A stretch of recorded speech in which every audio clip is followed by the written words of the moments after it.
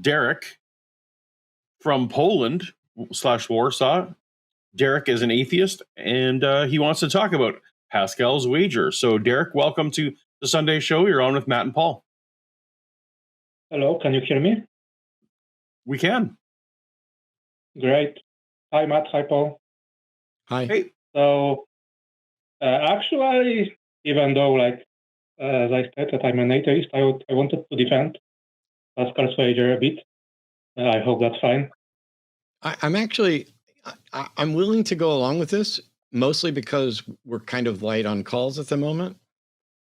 But I'm more baffled at someone who's an atheist calling in to defend Pascal's wager than I am about most things that I've experienced today. And today's been mildly baffling. So what is it you wanted to defend and why? Well, I can't thoroughly defend it because I would be atheist if I was convinced by it. But I think it's like being maybe not taken in its best formulation sometimes, because for me the most compelling, let's say, thing about it is like it acknowledges that we can't be sure either way whether God exists or not. So it's like quite honest formulation of how things are, at least in my view. Okay. I have you're aware that Pascal's wager contrasts either Christianity is true or atheism is true. So the very proposition is already a false dichotomy. How can you defend a false dichotomy?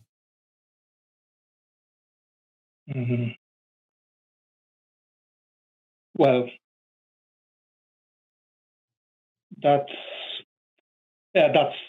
maybe not the best way to put from Pascal's wager, but that is Pascal's wager. Pascal's wager applies specifically to the Christian God and contrasts it to the state of affairs where no God exists.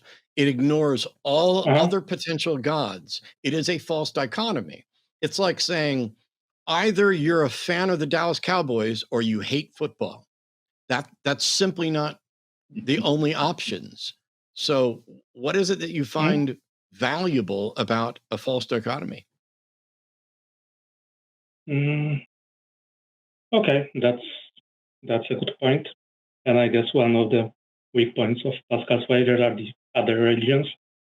But you don't think that kills it? You don't think that a false dichotomy? See, when we have a logical syllogism, if it's invalid in structure, the conclusion, you can never verify whether the conclusion is true. The conclusion does not follow from the premises. So if you start with Pascal's wager and acknowledge that it's addressing a false dichotomy, that's the end of it. What else is there?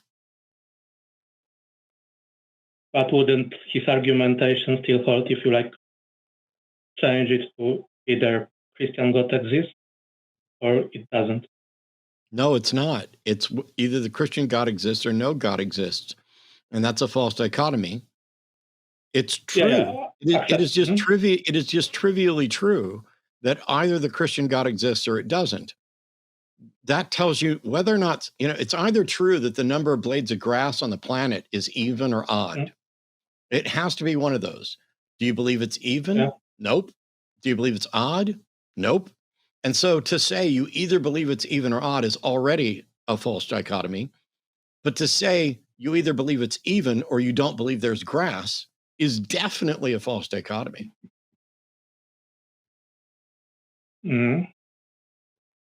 So since it's not just about, let's assume for a second that either the Christian God exists or it doesn't. What conclusion can we draw about whether or not we should believe that the Christian God exists, which is the whole point of Pascal's wager? So his argument was like the part which I found most interesting, that since we cannot be sure either way, we should look at the fruits or the results, because I think fruits that we can get. And it wasn't even, I think, the argumentation. We usually focus on this part about afterlife, but I think part of his argument was that you actually get it still in this life, the results, let's say, of belief. Oh, no. So there's a version of Pascal's wager that is not Pascal's wager, but is an extension of it, where it's, hey, you should believe anyway, because that will put you in a community which is beneficial. But that's true whether there's a God or not, and whether or not you actually actively believe or not. I can go down to the local Baptist church and act like I believe and get all the benefits of being a part of their community. That has nothing to do with whether or not there's a God. Pascal's point is, hey, if you can't be convinced that there's a God, you have to realize either the Christian God's real or he's not. If he's not, you haven't lost anything, which is already a lie, because you've lost the opportunity to seek the truth, which may be that some other God exists, or maybe that no God exists. But if you accept that a God exists, when you accept that you have the right answer, or probably have the right answer, how much time do you spend looking for other right answers? Yeah, if you are sure about it, then you stop. Or even if you pragmatically accept that you must do it because I'm trying to avoid maximal hell or best possible heaven, you'll also stop looking for those reasons, according to Pascal, right? You pragmatically stop. Yeah, you could. And interestingly, I'm going to stop. I'm going to stop. I'm going to stop interrupting you every time you say something that's unfounded or ridiculous or whatever. I want to know, truly, you're an atheist and you called in to defend Pascal's wager. Setting aside anything I've objected to, what's the defense of Pascal's wager as an atheist? So for me, it's like contrasting it to other theist arguments, it's quite honest, because it acknowledges the limitations of human knowledge. It's kind of putting things as a wager. So in that perspective, I find it quite, let's say, better than the other arguments. So you find a fallacious argument that begins with a flawed premise and concludes with fake it till you make it to be more compelling than first cause arguments and cosmological arguments and moral arguments? Yeah, then those three definitely, because I'm totally not convinced by them. I can't agree with you because, for example, cosmological arguments tend to be valid, but not sound. And so we're addressing premises. You're pointing to an argument that is invalid in structure. And so it doesn't matter what premises you put in there, it's going to be flawed. And I'm just like, how can an argument that says, hey, if you can't believe, fake it, how can that be more compelling? Which God should we fake belief in? Yeah, that's the problem. Probably the Muslim one, because he is the most punishing, right? So, Derek, are you doing a version of what the first caller, Doug, did? And that's like you calling in to insult theists with kind of a backhanded compliment, as it were, by saying, well, the best you've got is a fallacious argument, but at least you're honest about not knowing things. Like, because that feels like, as a former theist, that maybe you're just, this feels like a backhand insult as opposed to praise. No. Come on, don't. Can you see how someone could take it that way? Someone could, but I can't help what someone perceives about. Like, I mean, so I guess what you're saying this is my honest view. Sorry if somebody takes it. No, I mean, but it seems like what you like about this is that it's honest in its flaws. And the people who have come to me with Pascal's wager in earnest, who genuinely think that this is a good argument, they're not coming at me with thinking, well, at least this is an honest way to argue. They think it's a genuinely good argument. So maybe I've misunderstood what you're complimenting it on, but it sounds like you're complimenting it on embracing not knowing, or embracing pragmatism, maybe, or yeah, I didn't hear you say pragmatism, but I feel like that actually is the strength of it. Am I mischaracterizing your praise?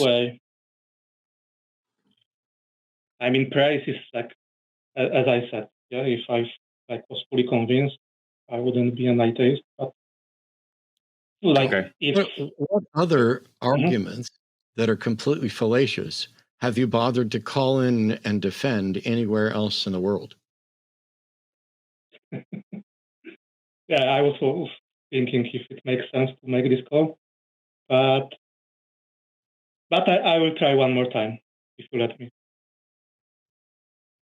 So let's go right ahead. Although I don't understand. I mean, the point here is, do you make a habit of defending fallacious arguments? If not, then why are you making an exception for this fallacious argument? I mean, if you like discard something too early, you might make a mistake as well, right?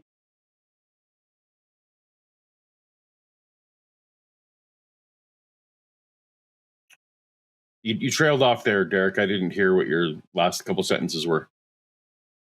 Sorry. So I meant if it might happen that you discard something too early without giving it proper consideration. Do you think defending Pascal's wager is a warning for people to not disregard things too quickly? Like from my side, if it's a warning. Okay. How quickly should we disregard fallacious arguments that cannot possibly have conclusions with truth values we can assess? Because my answer to how quickly should we dismiss fallacious arguments is instantly. How many broken calculators are you going to pick up and prove they're broken, but keep trying to work with them? But maybe you could fix it, no? Well, then go fucking fix it instead of defending the broken one. So what about the version of starting with God exists or it doesn't, instead of like yes, Christian God or no God? God exists, either some God exists or no God exists. Which one's correct, and how can we know? So that's the point. We don't know. Okay, then the position is then we have no idea whether or not there's a God. Why would we spend any time on fallacious arguments that can't actually solve the issue?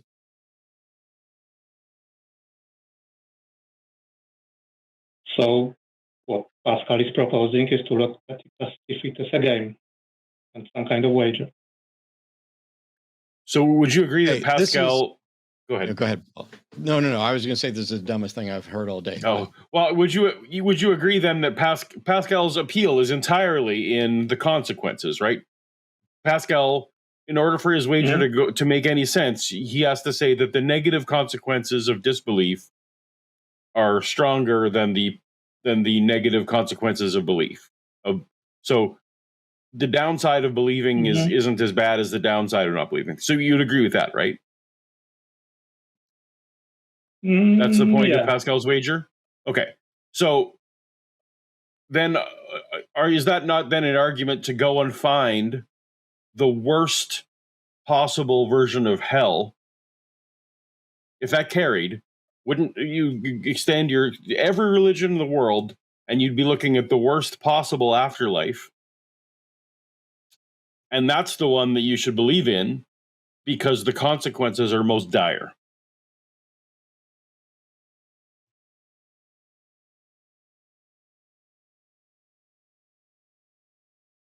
Yeah, I am aware of this problem. So.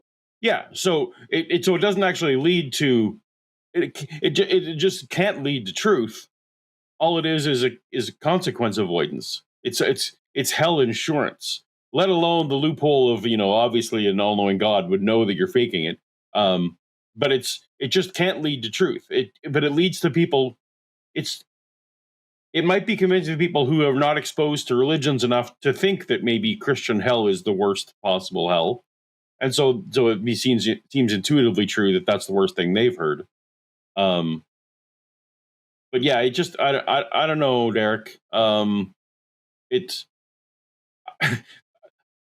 call back if you had a different point. If you said, "Hey, I have steelmanned, Pascal's wager, and you have a version that you think should be considered," that would be a different call. So if you do that, if you do that homework, you come up with a steelman version, sure, you can call and pitch it. But to just kind of say this one is the least bad of the bad opinions. I mean, we all have our own individual thoughts about which one is least bad. So I think we'll. It sounds like you're kind of pitching it as your opinion. So I think we'll leave it at that, unless you had a final word. Okay, that's a good challenge. I will try to look if there is some counter arguments about other religions. Maybe there is something. Okay. Thank All you. right. Well, Derek, have a good afternoon. You too. Oh, cut him off. I assume he's wishing us a good afternoon as well. I would think so. All right. Hello, I'm Jimmy Snow, executive producer for The Line and avid candy eater. Hey, if you'd like to support this channel, you can do so now on Patreon or as a channel member with tiers specific to supporting specific shows and hosts. And it also supports our ability to expand programming going forward.